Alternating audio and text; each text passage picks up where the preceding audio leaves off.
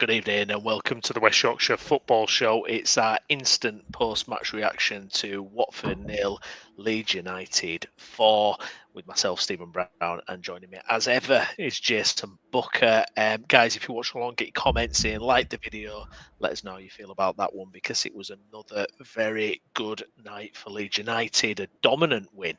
Another big win, another clean sheet, the goals flying in again. We could have had even more. Jason, I mean, it feels almost like uncharted territory for Leeds United. I mean, we were just, briefly speaking then, and we're kind of, I don't want to say we're strolling through games, but I mean, again tonight, it could have been such a tricky game, such a tricky fixture. Watford away, how physical they are. They've thrown up issues for us before. I think last season, was it the game back from the international break, and it just kind of slowed us down going Yeah, away to 2-2, wasn't Watford. it? Yeah, but this year we've absolutely blown them away. I mean, just another stunning performance, mate. I mean, we've now scored 18 goals without reply since the last time we conceded. I mean, I was worried in the build up to this game. I spoke briefly yesterday on the Monday night show that we're a little bit more worried about this game. As Gav says, I was a little bit more worried about this game than I were the Sheffield United and Sunderland games, because of the kind of physical presence that Watford brought at Ellen Road. I remember us talking about it, and arguably that was one of the hardest games we've had at Ellen Road this season. We did take an early 2-goal lead, but they scored right at the beginning of the second half, and they really put us under a lot of pressure at Ellen Road. They played some nice stuff that, they had big presences throughout that team. And I mean, tonight it just didn't matter because we just swept them aside, completely controlled the game from a possession point of view. Out of possession, we were in control. When we did give them possession, we were putting them under pressure at the right times. We were letting them have the ball at the right time. All started by that man, Brenden Aaronson. Dan James quickly in pursuit. And when we did win the ball up high, most of the time today, we made them pay. We could have still scored another 7 or 8. It could have been 7 again. It could easily have been 7 again. Piroe had chances. James had chances. Brenden, Solomon had other chances. It weren't just the goals again. And I mean, this team, mate, this team is just head and shoulders above the rest of the division. They just are. And there's just so much quality coursing through it. Some real special players within it, and then built around some top players as well. I think like Tanaka, Solomon, who just offer so much quality. And then, your likes of Jaden Bogle and Brenden Aaronson, Dan James, that guile and tenacity, Gruev, seamless tonight. Just so calm and assured and plugging them holes to make sure, when players do come out of positions and vacate positions, you're not, compromising your clean sheet. Ampadu and Rodon, again, pretty much seamless. They were absolutely seamless. The only negatives, and this is me trying to find them, the only negatives were from the boys that came on. And I'm not talking so much about the wingers. I thought Nonto didn't really have much of an opportunity to get involved. Ramazani gave the ball away far too much, just trying to impress. I thought Joseph, again, foot, like Brenden puts one in his feet and he bobbles it away to the defenders. And Pascal, it took him 2 minutes of him being on before he carelessly gave the ball away. And these are the problems that but anyway, we shouldn't be focusing on them because the team were absolutely seamless. That starting 11, I think Gavin mentioned it there. It's not even a question for me, and there will be a time where Pascal comes back in at left centre back, and Ampadu likely goes into the midfield, probably alongside Tanaka for a game. I think that will happen at some point. And Daniel Farker for me is getting everything right, and if he makes that decision, I'll back him. He's the manager; he knows way more than me. But I would have a hard time saying that would ever be the right decision, given the way that this form's going. Now, if we, I'm turning over a few pages at once. If we have a bad performance and then you bring Pascal back in, fine. But for me to break this situation up at the moment, this starting 11, Gruev away from home, Rothwell at home, you don't touch it, mate. You don't touch it. No, I agree. Absolutely. John, we totally dominated them. Gav, nice break for the lads now. Farker vindicated on 100%. Saturday. I mean, 100% on that. Yeah, I mean, let's set the game up. Obviously, the weekend came. It was the FA Cup. There were 10 changes made. A little bit of griping. I mean, I've got to be honest. I went to the game, and literally the minute the full time whistle went, I was like not asked at all. I just Yeah. didn't care at all. It was like Leeds United at the top of the league. That's all that mattered. I literally forgot about that FA Cup. And I know some fans were saying, well, you got to try and keep the winning momentum up and etc. etc. For me, Fika got it absolutely spot on, 100% spot on. If anything, he should have left Ampadu out as well, just to be absolutely sure. But coming into tonight, you have that little concern in your head. What if it does ruin them? What if it upsets the rhythm? What if? What if? What if? But we didn't see any of that. It was just clicked straight back in to how it was, 6 days ago against Coventry or whatever. Absolutely phenomenal. I mean, probably my biggest concern, I would say, I texted it in the group, is if looking at Solomon and James on those things. I mean, it's just absolutely devastating. But my only concern is you're looking at probably, is it fair to call them grown players? I don't know how fair that is, because I think they're very available this season. Browney, just quickly, you just keep on cutting out ever so slightly in between. All right, let's see if I can sort that out. But if it's because she's just trying to talk quietly, and it's just no, actually, no. no. Is that any better? It's okay, but then like when you mid passage, it just kind of cuts out a little bit. Well, it does for me anyway. I don't know if it does for the guys. All right, yeah. Let us know in the chat actually if that's happening to you as well. But yeah, basically, my concern would be those two players, Solomon and James, who I just think are so vital at the moment, is potential, injury coming up. It feels like that would possibly be something that might derail this, because again, you've seen the other players come on, the other wingers, and not really getting to grips with it. But apart from that, I mean, it's all looking really positive. Yeah, what I'd say with like to give, play a devil's advocate if you would, and give Nonto and Ramazani a little bit of,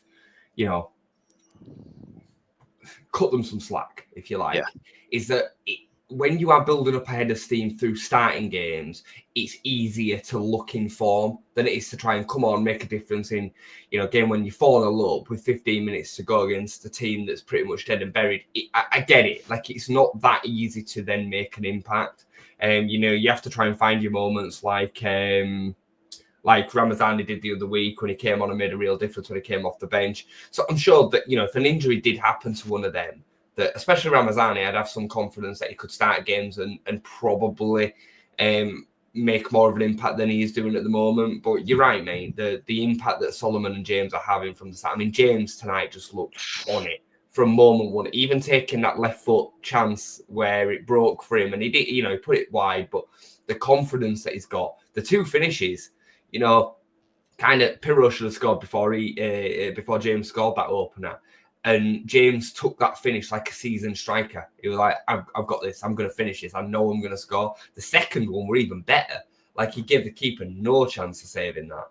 So, yeah, it would be a worry if them two were injured. But you know what, mate? We've not really, we've not suffered with too many injuries this season. Pascal's had his 2 or 3 months obligatory timeout. Pat's been injured. We've done all right with injuries. Obviously, Gruev and Ampadu as well, actually. I'm forgetting about them too.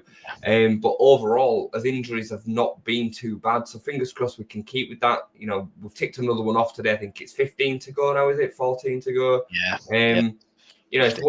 If one or both of them do have a couple of weeks out, I'd still be fairly confident that we could get through. But we would, of course, miss them. I mean, for me right now, Solomon, just every single time he plays, it just shows that extra quality that none of the other ones have in the league, not just in the team. The rest of the league just doesn't have his quality. He also looks like he's got his pace back. Earlier on in the season, when he was having good moments, it looked like he were a yard short of his electric pace. He's just bursting away from players at the moment, and him and Firpo have got a really good understanding down that side. Not only that as well, but Solomon works his ass off defensively. Yeah, it does. He really, really gets back, and he's part of that press at the front. And yeah, it's brilliant, mate. It's just brilliant to see that. It's almost difficult to give it any more than what we already have in terms of credit and praise, because the Coventry, the Cardiff, and the the Watford performances and then the results have all been very, very similar. But I would make this point, and I made this point on socials not long after the game. People are saying, like, since Cardiff, we're loving this version of Daniel Farke and this version of the team. I think we've been seeing this for 2 years. Like, not as perfect. At the moment, it's all coming together really nicely. But for 60, 70% of the games we've seen this, the difference has been the clinical edge. We've just not been finishing the chances. The only difference really is the scoreline. That game today, I've seen that game before many times this season, but we've won the game 1 or 2-0 because we've missed 2 or 3 really good chances. That's the only. And even tonight, we still weren't as clinical as what we should be. The big difference, I think, over the 90 minutes is that we're cutting through the lines far more often. Rather than going side to side. I can see that as being a difference, but I still don't think the performances are that much different than they were earlier on this season. I really don't. Just the clinical edge is the difference. No, I agree. And then we've talked about it. If my mic's still playing up, let me know and I'll go try and swap it. But basically, yeah, I mean, we've said it this season. For me, has been a definite evolution in the style of play as well. I think you're right. I think we have seen that performance. And I think what we're seeing now is that really settled 11 now. And I agree with you. I would be so hesitant to even bring a Pascal back into it. And I don't want to bash Pascal because tonight it's not about bashing a player or anything, especially a player who's only played 5 or 10 minutes. But immediately you saw it straight away, not concentrating, loses the ball. He did the same at the weekend. There was one after we've been about 10 minutes at the weekend. And I like Ampadu back there. I know everybody thinks he's better in midfield. Yeah, that might be so, but there's just something about him and Rodon as well at the back. It just works. And were we troubled tonight? The only time they really got through us was at the end when you had all these changes and they hit the bar and suddenly they started to kind of creak through, whereas that hadn't happened for 80 odd minutes prior to that. Browney, I mean, Ampadu is a better midfielder than he is defender, and in the Premier League, I think it's a completely different conversation because I think there's certain elements of Ampadu's defensive game where I would be really, really worried.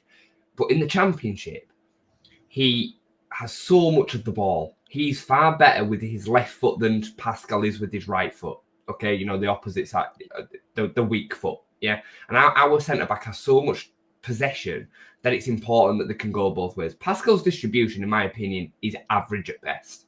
It is. Like, people want to make out like is this ball playing centre back? Is not. Ampadu is far better at the distribution, at the passing. He's far better at the linking of play. He's a better leader. He's a better controller. I think he partners Rodon better than Pascal does. I think Rodon's a fantastic centre back, but I think he benefits from a bit of leadership and a little bit of like mental game up there. And Pascal's not that kind of leader. Pascal doesn't marshal players around in the same way that Ampadu does. I think at this level, Ampadu is a far better package. What people are doing is that they're taking the end of that run last year where Ampadu was at centre back and then kind of putting that as the reason why we fell off a cliff at the end of last season, forgetting that he was part of the defence for 10 games in a row when we won all them games in a row. I think with 9 games in a row, not conceding in all of them or whatever the run was, right? He was a massive part of that. The reason that we fell off a cliff was because of the options that were in front of Ampadu. Because we needed to put Ampadu back in that midfield because we didn't have anybody. We had Kamara and we had Gruev, and that midfield pairing was so limited. It's so easy to play against most of the time. It's not now. Tanaka is a different world of midfielder to Glenn Kamara, and Gruev alongside him just allows him to go and run the game. Or Rothwell, and he actually gives us a difference in option. And then Ampadu also is a fantastic option in that area of the pitch as well for a different game or a different opposition. I can totally understand potentially Pascal coming in at centre-back and Ampadu dropping in there over Gruev if you feel like you need to then supplement the midfield in a different way. Not got a problem with that. But as a general practice against most of these Championship teams that we're seeing, it makes way more sense for Ampadu to be playing in that back line than it does for Pascal Schrock to be playing in there. The concentration levels when you are so dominant in games is massive. And for me, it's Pascal's biggest weakness. He cannot help but switch off because he's so out of possession, and it's one ball, and all of a sudden he's chasing shadows. For me, it's an absolute no-brainer. You do not touch this team other than Gruev away from home and Rothwell at home. I can totally get that change, but you don't change the rest of it. No, absolutely. And I'd be astonished if it's not the same 11 lining up next week against Sheffield United as well. Going back to the performance, I mean, some of the goals, Jason, I mean, it was just another level, wasn't it? I mean, I think my favourite was the fourth goal. Tanaka, I mean, have you watched what Tanaka does to the Watford player? He basically follows Tanaka around until he's at the wrong side and then slips the ball in. Piroe's footwork, unreal. Joke, finish, calm as you like. Solomon's footwork as well, Browney. Oh, yeah. When Tanaka gives him it, it's just a joke. Yeah, and it's another goal for Piroe, and you know he's an interesting one. I was saying at the weekend to someone, I was saying that I don't know if is there another gear to Piroe, and a couple of chances he had early in the game, I was like, come on, you get it, But then you see that quality, the through ball for Dan James for one of the goals where, it's just that extra bit of class, isn't it?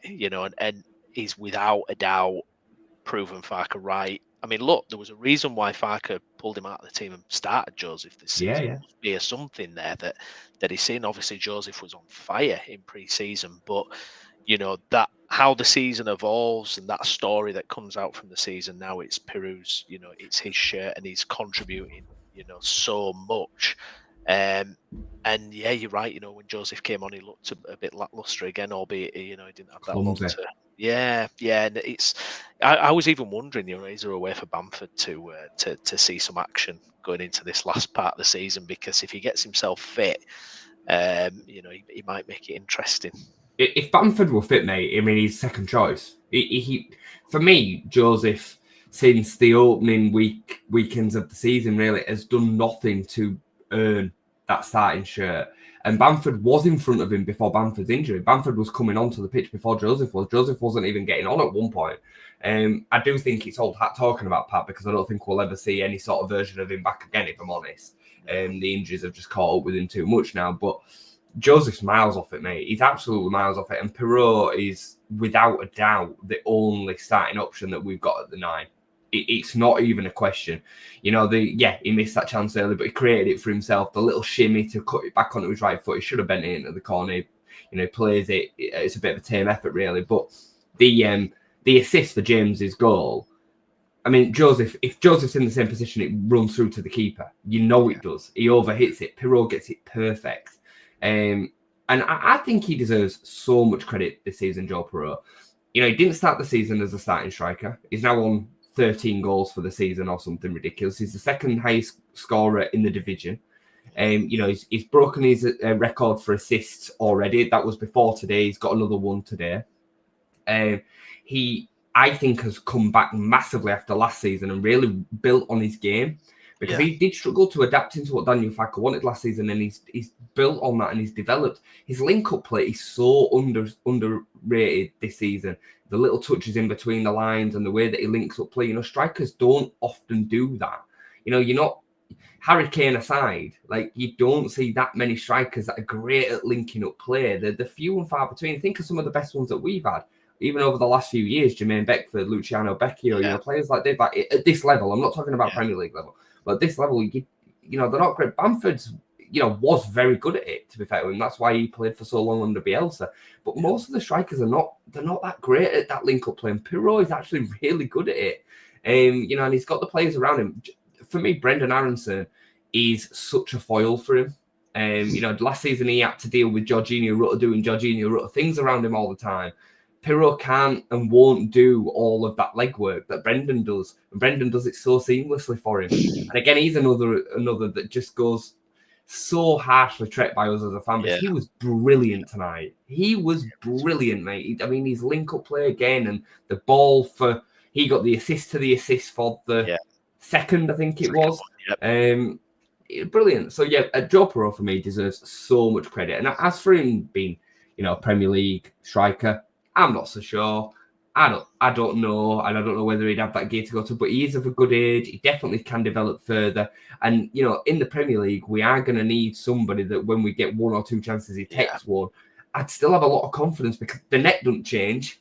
You know what I mean? It don't though, does it? I'd still have confidence that he could take chances. That's why you see strikers that are capable to go through the leagues, Rob Earnshaw, Jermaine Beckford's another good example of that as well, that are capable finding them at non-league and then still capable of finding the league in the Premier League, because the net doesn't change. Finishing a ball, finishing a strike doesn't change. The finish today, the finish against Coventry, especially right into the side netting, that's a proper striker. So yeah, I'd definitely be giving him a chance. I'd like to see a signing up there as a statement signing, but I definitely wouldn't be against him playing games, 100%. No, I agree. And I think you're right about his mental toughness as well. Being dropped at the start of the season, there were a lot of question marks, and it's always been a topic, a hot debate for a while. And the way now he owns that shirt and he owns that position, it's only beneficial. Brenden Aaronson, who you've sorry, go on, mate. Hold Brenden Aaronson, because we can talk about that completely separately for a while. Joel Piroe, when he got dropped, he never moaned. You never saw a bad attitude. When he got onto the pitch, he wanted to make a difference. He wanted to affect, and he scored goals. The argument earlier on the season was, we're better with Joseph starting and Piroe coming off the bench. He changes games, blah, blah, blah, blah, blah. What a load of nonsense that is, by the way. But that's what he did to the manager. He showed, I'm your man. I'm going to take my opportunities when I get them. Joseph's got the same minutes that Piroe was getting earlier on in the season, but Piroe was making a difference with him. Joseph's not. So, he set about it, and you've seen his interview come out recently, Joel Piroe, saying how much he loves it. He loves the crowd. He loves the club. He loves, carrying that burden. We've struggled for players that are capable of doing that, and especially in that number 9 role, Ross McCormack, Jermaine Beckford, Chris Wood. Most of the time, if you take them 3 out, we've struggled to find players that really can kind of take that talismanic role up there, and he is capable of doing that and wants to do it. So for me, deserves all the credit, mate. Now, gas Brenden up now. Go for it, I love the lad.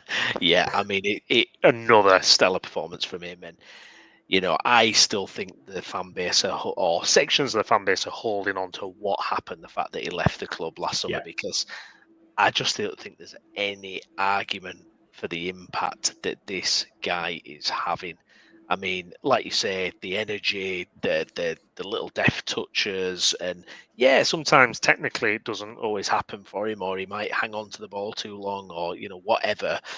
But it's hard. He's in that final third. Sometimes he's down a tunnel, and there's nobody there to help him. So it can be tricky. But a lot of the time he'll win a throw in or win a free kick or something like that. But I think, he's spot on. He's just such a perfect foil for Piroe. He does all the bits that Piroe's not naturally good at. I mean, the way he sets our press. At one point, I noticed in the second half, and the Watford player had no time to breathe, to think, to do anything, because Aaronson was right on top of him, and we just did not have that last year. We did not.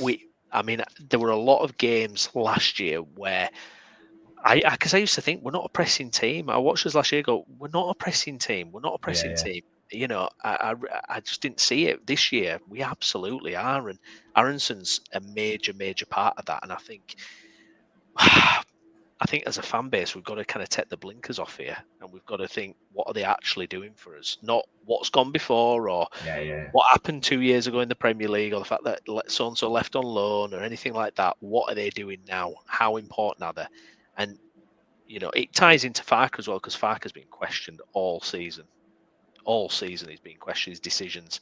But now, can we all kind of look at it and go, he might know what he's doing. He might know what he's doing. I mean, if Brenden were a Leeds lad, he would be heralded. He would honestly be the next coming. He honestly would. You're spot on with regards to the fact that him leaving. Even if he'd have stayed last season and rebuilt, I think he would probably be a bit of a hero as well. But he didn't. He had an opportunity to go to the Bundesliga, play in the Champions League. Who can really blame him? But you know what? Credit to the lad. He's come back and done. He's gone through all that, and he not only that, but he's really taken on board what people and probably coaches and managers have said. He's a slight lad, so he's going to get brushed off the ball at times. But he doesn't moan about it now. He doesn't complain. He's straight back up. When he does get dispossessed or lose possession, he's the first to be, boom, right, okay, I'm straight back on it. I'm going to win this ball back for my team. I'm going to effectively press.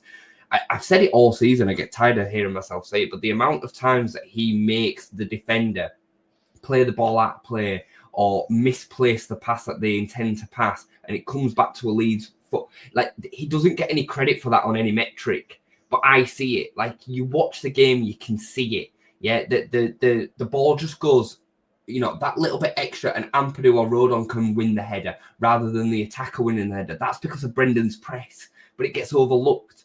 It's a massive, massive cog. And I'm not saying that he's a better player than Jorginho Rutter. He's not. He's absolutely technically nowhere near Jorginho Rutter's level. But in terms of what this system and side needs, he's far more effective, just like Dan James is in comparison to Willie Gnonto. Willie Gnonto is probably technically the better player.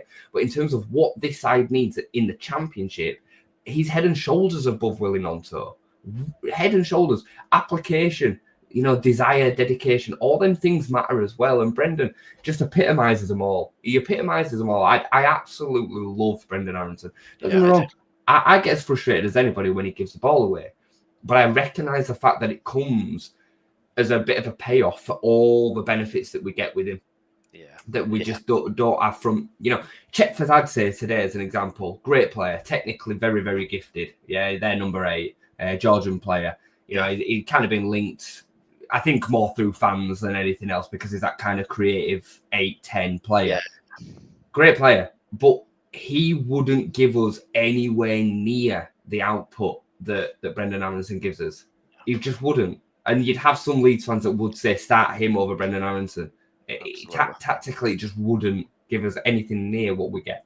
And by the way, Brenden Aaronson being at the club this year has kind of saved or solved what could have been a massive problem for us, because the fact you're getting that kind of level of player, but we'd already signed him. It wasn't having to recruit someone else. It wasn't having to take any money out of the budget. It was just a player coming back who can just fit, plug in and play. It would have been a nightmare. God knows how much we'd have had to spend how would you? Like that.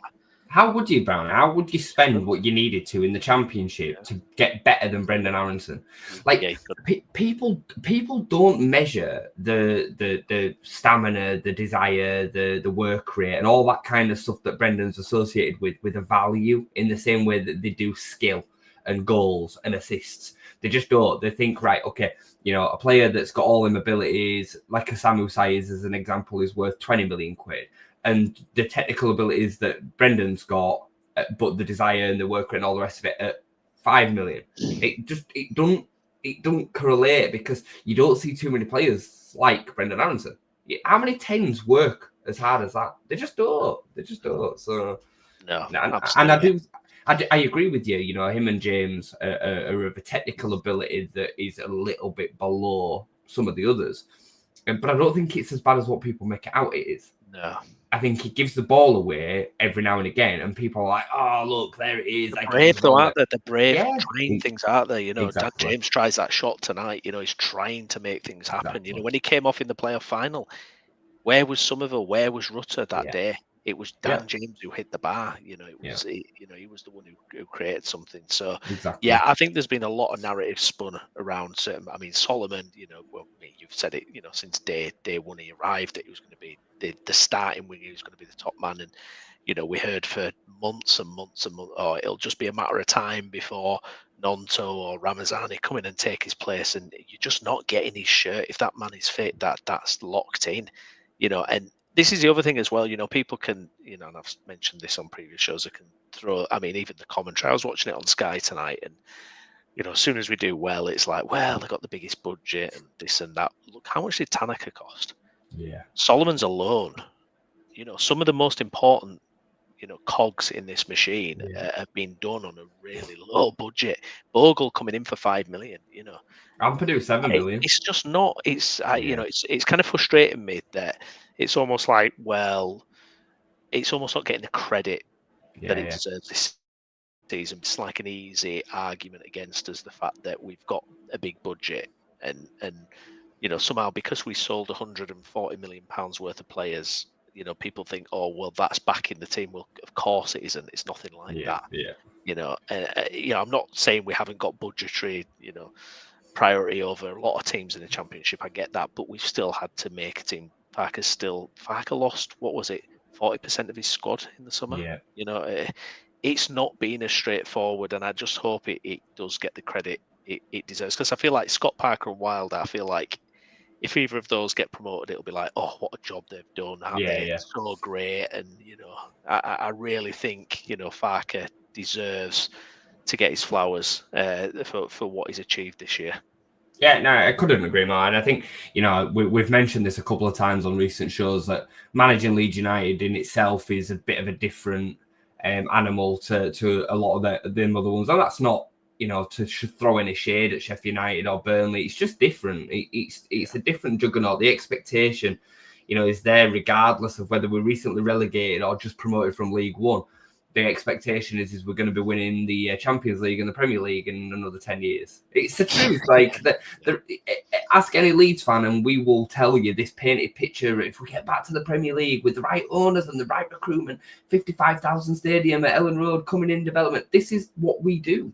And, that then comes with a massive potential at the end of the rainbow for a manager and a club and an ownership and the players that get it right. And like Bielsa found out, we think of that team as heroes and they will go down as being heroes of our club. And, these boys have got that at the end of the rainbow if they can get it right. And that Daniel Farker's got to deal with all that and deal with the pressures and expectations and the mentality of all of that.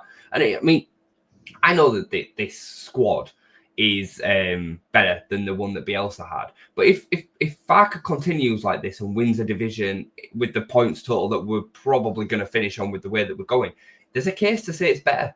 There's a case to say it's better because he had a massive amount of churn and problems when he came in. He had to deal with last season, and we're doing it at a canter. We didn't have games like that under Bielsa. We didn't. We had blood and thust and unbelievable football and the attacking intent and the players that we loved and all the rest of it. We didn't have this level of control. I've said this all season. Some of these performances and results they're just ridiculous. So he deserves a massive amount of credit, mate, an absolute massive amount of credit. And like you say, on the face of it, some of these players, they've obviously come from, legacy players, Premier League, transfer fees, I think, in Junior Firpo, Max Verber, a couple of the others as well, like Jorginho Rutter, even, when he was here, that them fees are overinflated. But the championship recruitment that we've done, Ampadu, 7 million quid, Bogle, 5 million quid, Tanaka, 3 million quid. It's not like we've been going out and just spending 20, 25 million quid on players to get us over the line. That's not it at all. It's shrewd, smart recruitment. And with the potential to build us up and probably either sell on or become mainstay Premier League players. So, the club and Daniel Farker deserves massive credit, mate. We're talking as if we're promoted. So be careful. It's Leeds United, isn't it? So, you can't count your chickens, can you?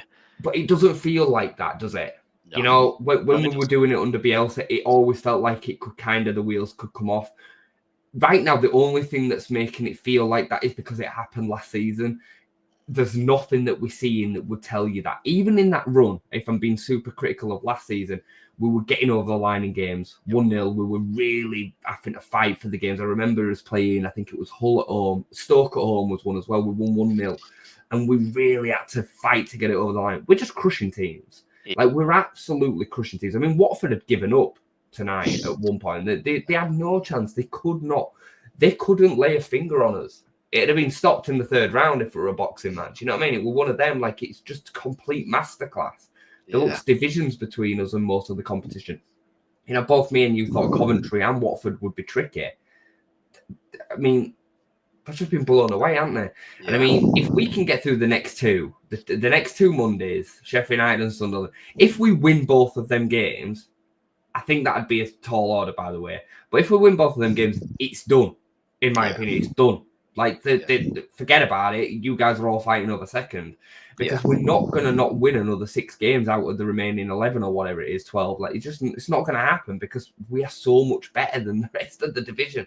Sheffield United, Sunderland, and Burnley, you could say are closer, but they're not. I'm sorry, I'm talking a lot here, but I think especially Burnley, I don't think are that much different to the rest of the division. They're really not. They've got a couple of special players at this level within the squad, but what we see in Coventry, Watford, these teams, they look exactly like Burnley. Yeah. So I think Sunderland are the one they just have something about them. They have a little bit of attacking flair, firepower, unknown, Regis Labrie, a couple of young players within that squad that are a bit different. But the rest of the division just looks the same to me. Yeah, absolutely. And as Gavin says here, if we look at some of the players from last season, Kamara, clever deal now in Saudi, and this is the other thing. I mean, I look at again tonight, someone like Tanaka, and I think you're spot on. We had nothing. We didn't have someone like him last year where this guy is just on it from minute one every game. I just feel so much more confident when he is in the team running that midfield. And I just don't feel like we had that last year. Like you say, when it was Gruev and Kamara in there, it just wasn't the same feeling. Cal Flap Kid, good show, guys. Can't believe you get so few views compared to other Leeds shows. Look, as long as you enjoy it, mate, that's all I care about. Don't worry about that. We'll get those numbers up. No we enjoy people coming on, but we genuinely just enjoy talking. Yeah, it's great. Yeah, that's it. Absolutely. Especially when it's going well like this. Shall we have a little look at the league table then? Because it makes for very the goal difference is a joke, isn't it? Yeah.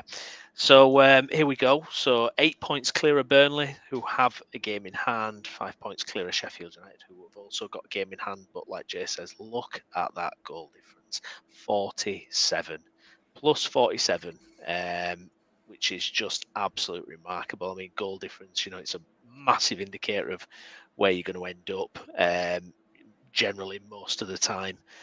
Just phenomenal. I mean, 66 goals scored, 20 wins out of 32 games. I mean, it's just, 20. We only need 21 points till we've reached 90 already. Look at the goals scored in compared to Burnley's. And I know Burnley have got an unbelievable defence, and they are, it's a skill in itself. It's not sexy, it's not fun, but what they're doing defensively around, I think they've not conceded a goal in 11 straight games or something like that. It is ridiculous, but in my opinion, it won't win you the league, and I actually don't think it'll be good enough to finish top 2 either.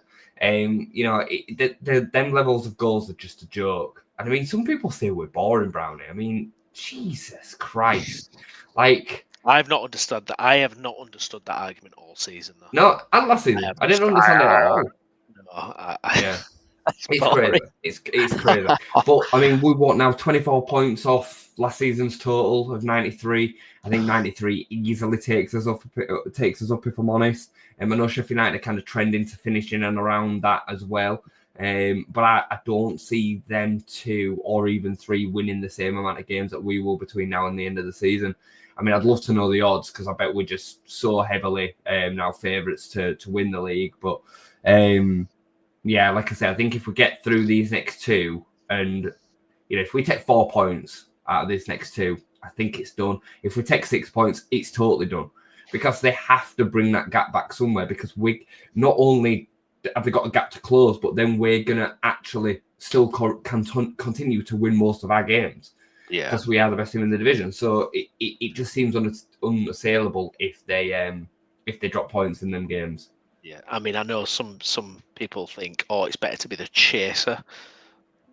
No, trust me, we spent 90% of last season chasing because we fell behind for so long. Eventually kind of hauled ourselves back into it, but then just kind of fell away. And believe me, this position is a lot better. And if I was a player, I would have more confidence as well because it's almost like, well, we've got a few points ahead of the opposition here. We've got that space. We can kind of just relax into it a little bit. Probably why we're seeing so many goals now. It's flowing. We're in flow state, aren't we? It doesn't look like it bothers the players at all, in my opinion. And again, I don't think we've got players where it really would. Jaden Bogle's won this division. Ampadu's a leader and a winner. He just is. Joe Rodon's the same. Tanaka, do you think it bothered Tanaka? Like, not at all. Solomon, do you think Solomon's like, oh, God, we're going to win the league under pressure? Like, no, it's just not. Piroe, he's the same. Like, it's true, isn't it? Like, there might be a couple. Dan James, I couldn't probably imagine, gets a few butterflies and that. But he's a different player under Daniel Farke than what he was. I think...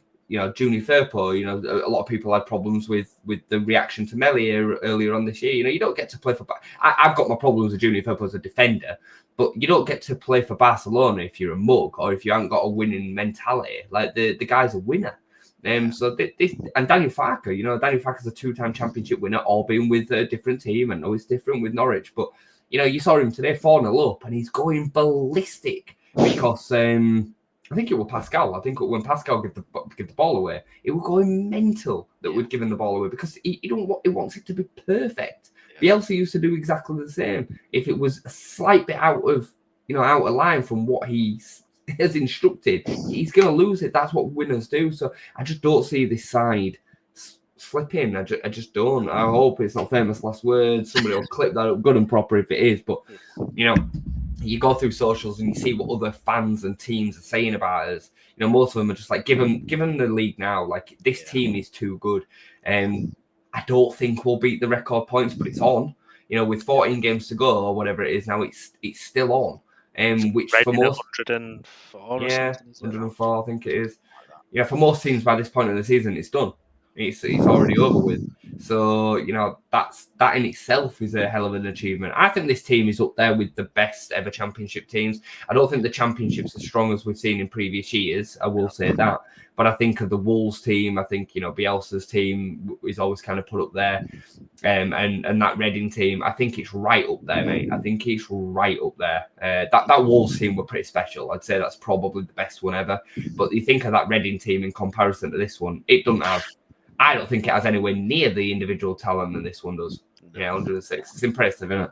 Yeah, amazing. Gavin, that was our 20th clean sheet tonight, and it is a bit of a record-breaking night as well. So Daniel James is the first Welshman to score 10-plus league goals in consecutive seasons for Leeds United since John Charles. Obviously, the famous John Charles, a huge historic name there, and just another milestone that we're clocking up. A little shout-out for Melier, Jason, as well. I mean, not a lot to do tonight, but I think that decision, because I was screaming in January, because when did he make that mistake? Was it like December time? And it was just kind of leading into the window. It was like, we've got to get this guy out there. But his that style of play, the way he fits in to his distribution, the way it's fluid, and them little short passes, and there's no mistakes in his kind of the way he fits into that build up. And it's just so valuable. He hadn't considered a goal since either, Brownie. And I mean, he makes two pretty decent saves tonight as well. One at the feet of Mauser Sissoko, and the other one tipped over the bar. The first one especially was only 2-0 at the time and was just on the back of us scoring the second. He deserves massive credit, and again, so does Daniel Farke. And I kind of feel vindicated in what I was saying as a defence for why Farke would keep him in back at the time. The amount of football that we have. It's important that he gets him passed right. And I always watch him now that I've said that and kind of been like, am I right in what I'm saying? And I've done the same. Yeah. He never gives the ball away. Like, not in it. Like, it weren't today. It was a centre-back who gave the ball away today, but the keeper gave us one a couple of weeks ago where our press and he passed it straight to our player. He never does that. He makes a decision to go long if he needs to. Might not be accurate, but he does. And his 5 to 10 yard passing is always pretty much spot on. He never really leaves Rodon and Ampadu out to dry with the pass into them. And that is massively valuable to. When I watched Darlow at the weekend, and Darlow looks uncomfortable on the ball doing that, and you just realise, you go, oh my god, that would be such a hindrance to how we play if we didn't have that. And to try and find a kind of ball playing goalkeeper in January transfer window, I mean, you're asking a lot, aren't you, basically? I also think there's a lot to be said around his being left-footed and Darlow being right-footed. I remember Bielsa mentioning this before and how it was uncomfortable for us to have to bring in the other goalkeeper because he had the opposite strong foot, and we used to like to play a lot with the ball under Bielsa as well. And I never really kind of got it until I started really watching the game. And, the facts are is all of the defence know that Ilan's left-footed, so they are pre-programmed to play it to his left side. You bring another keeper in who's right-footed, and that pre-programming needs training. You know what I mean? So it's these little things, these half inches, these minute details that make the difference in this team being as successful as it is and slipping back that 5% that takes away the difference.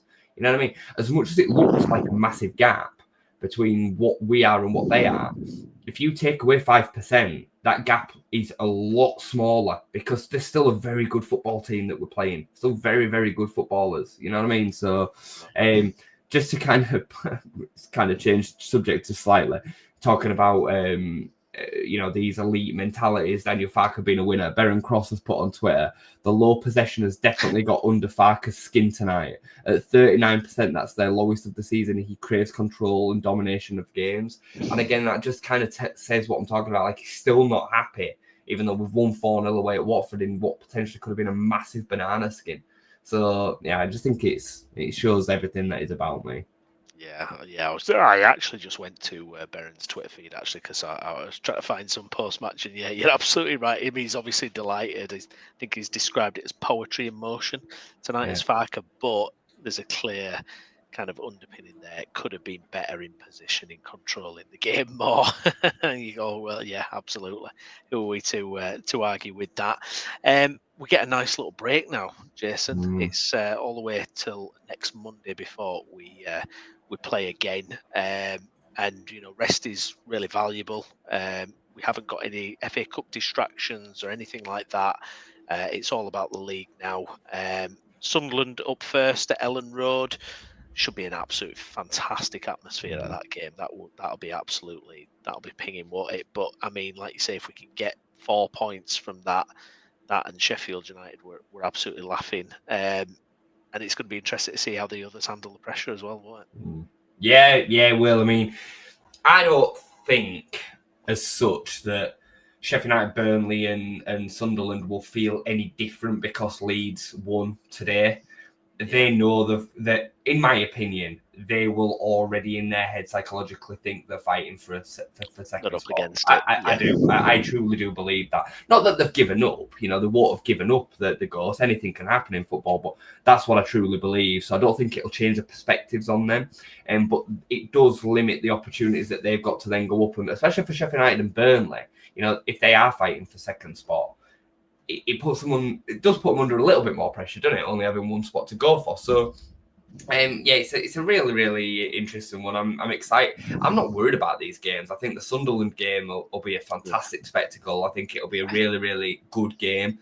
I don't think it'll be a slobber knocker of goals, even though the Sunderland away game kind of looked like that's a different stage of the season. There's more trepidation on the line and all the rest of it. But I think it'll be a really, really interesting and fun game. They have got some players that can hurt us. It'll be interesting to see how that game sets up. I personally think we'll go to Bramall Lane, and it depends on the result of the Sunderland game, because if we lose to Sunderland at home, then the perspectives change and the pressure might ramp up a little bit. But if we beat Sunderland, I think we've got to Bramall Lane full of confidence. And I'd be really, really confident about winning that game, because I don't think they're that good. I don't. I think Sheffield United and Burnley are bang average. And Sheffield United are going to need the points more than us. So I think there are a couple of absolute belters to come back to back. They're great games. Too far. I feel like I have to wait ages, so that's the only problem. I wish it were closer. I'm not a fan of playing Mondays. Yeah, I'm going to ask about that, because obviously we had the game against Burnley, and I used to love Sky Sports Monday Night Football. When that game, but I don't know, Championship Monday Night Football. It's a bit kind of, I don't know. Yeah. What you mean? It was. I don't know. It was a bit of a damp squib, that Burnley game, but I don't know if it was just because of that. But yeah, it does feel a bit odd, doesn't it? Yeah, I think the Burnley game was all.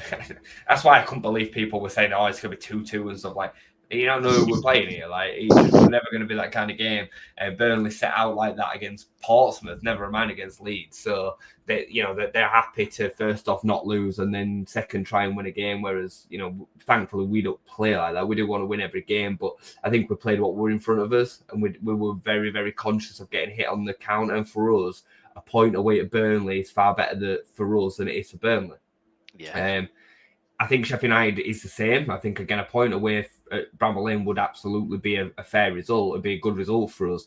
But Sheffield United won't set up like that. They won't play like that. I mean, just interesting talking about results. Would you, if you could take it now, would you take 2 points out of Sunderland and Sheffield United? Would you take a point out of each? To then know that them two are not gaining 3 on you? I can see the logic, definitely. Yeah. I can see the logic. I just think in the kind of form we're in, I think we can do more, but I don't know. That's a naughty one, is that? But I get it. I get your point, but I don't know. I mean, I really feel like we can. I think we can win both games. I do. I'm not saying we will, but I really think it's there for us. It does feel like uncharted territory, Sporting Leeds United, because we're never normally in this position. But the confidence of the team and everything, I'm like, no, let's gamble. Let's see what we can do. Let's do it. Let's go. This team is like what I think it's about 11 points in front of Bielsa's team now, isn't it? At the same stage, it's a lot anyway. I know it's creeping up. It's ridiculous. It is honestly ridiculous. And we were back and forward, weren't we? With I think it was West Brom for quite a lot of that season towards the back end, and then obviously COVID hit and we came back. We lost this first game, and eventually we kind of got a run together that took us away. But at the moment, we've already bridged the gap.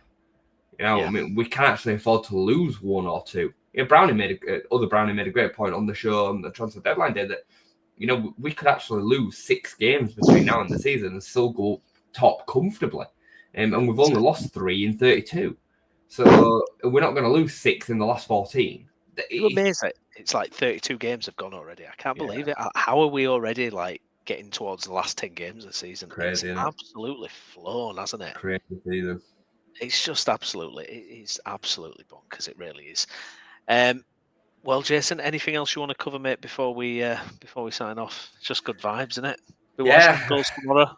Yeah, I'll be watching that Piroe third or fourth. The fourth. They're just beautiful. I mean, James is mate. What more can you say? Like I said, I find it really. Enjoy, aren't we? We have to enjoy it. Like, if you're not enjoying this, there's just no point. The thing is, either way, if you don't enjoy this, you're silly, because one or two things are going to happen. We're either going to get promoted, we're going to love the promotion and then struggle next season, and we're going to have to fasten in for maybe 2 or 3 seasons of struggle, probably. And we might even get relegated. So you might as well just enjoy it. Or the end of the season comes, we're all miserable because we completely ballsed it up, to which then you should have enjoyed this when we were winning improving games anyway. So it just makes no sense not to enjoy it. And I look forward to every single game, but I watch pretty much every single game completely comfortable. Not like, again, I love Bielsa, but not like the Bielsa days where I was going out of my mind. You know what I mean? Like, it don't feel like that. And maybe it's just because I'm not as desperate for the Premier League as I was then. It was a bit different and all the rest of it. We know what it's about and whatnot. But I just feel so comfortable and in control of most of these games. I still don't fully relax until it's 3-0. No. You know what I mean, don't you?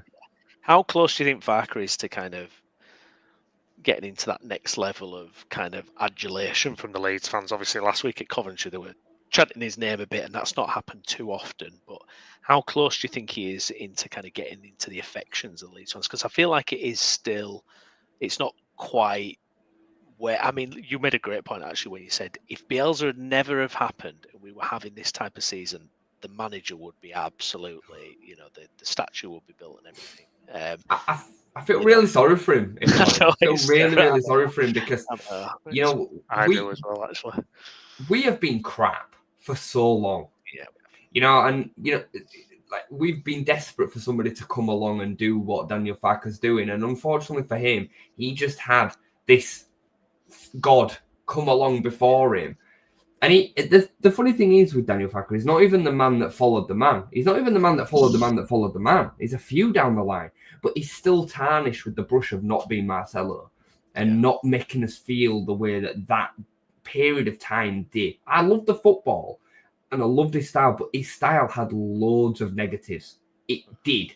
Like, you cannot, and I loved it. And I'll go on these shows with Downsy and Chris and Lou and swear blind that the Bielsa way and the way that he made us feel was like nothing that none of them have ever experienced. And I stand by that. But he definitely had flaws. Daniel Farke has flaws too. But the football as a general rule is far more sustainable than Bielsa's is or was, So for me, I don't know where that line will come for Leeds fans, because I think they will always be kind of out to shoot him. I'd be very worried about what the next period of manager would be for Leeds United. That'd be a really nerve-wracking time getting that one right, because it will happen at some point. So I think promotion, and then personally, I think he would have to be in and around the edges of the top 10 all season for to stop being Leeds fans calling for him to be gone. The realism is that he would be in and around 15th to 17th at best all season, and you're going to hear Leeds fans calling for his head all season. That's the truth, isn't it? You know I agree. I was thinking about this earlier. I think he has to have a good Premier League season before the fans properly go, oh yeah. But you know, this is another problem Leeds will have. Obviously, it's a debate for another day. But we don't do like happy 15th place finishes, even if it's in the Premier League. Yeah. I think the chatter and the murmuring would still be rampant, because obviously we've got high expectations, and some might say we're a bit deluded, but it's the realistic thing is we're going to go up to Premier League, and it's a different level completely. A completely different level. Maybe a record points total would do it. Maybe that would. I feel like all these goals are helping now. It feels like it's lifting a slight bit. It feels like it's kind of the cloud is lifting now with all these goals and excitement in inverted commas. It feels like maybe it's starting to happen.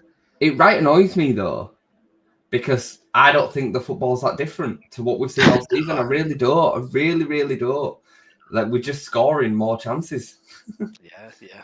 Scoring more of the chances that we were getting before. You go and have a look at the stats, and you make up your own mind. But if you have a look at the shots on goal in a lot of games this season, we've had the same amount that we're having now. We're just scoring more of them.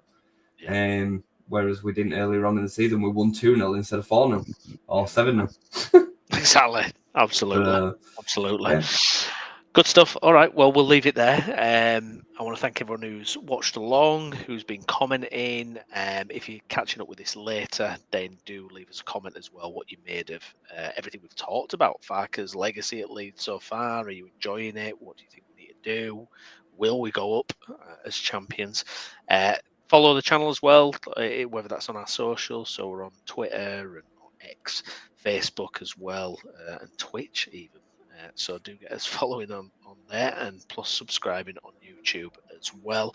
Myself and Jason, we will be back. We'll be back because I think I might be hosting the Monday show because Chris is away, but I've renegotiated the time. So we're going to try and start a little bit earlier if Chris can't host it, because there is no way in hell I'm missing the Monday night show, and we're not doing a watch along. That is definitely not happening, Mr. Bell. So get that idea out of your head. But myself and Jason will be back for match reviews with Leeds United, including next week against Sunderland, and it's going to be it's going to be a biggie, is that, Jason? I'm excited for it already, to be honest. Yeah, mate. Good stuff. Me too. Yeah, excellent. Well, thank you, Jason, for joining me as ever. I've been Stephen Brown, and we will see you again next week. Thank you for watching. Bye-bye.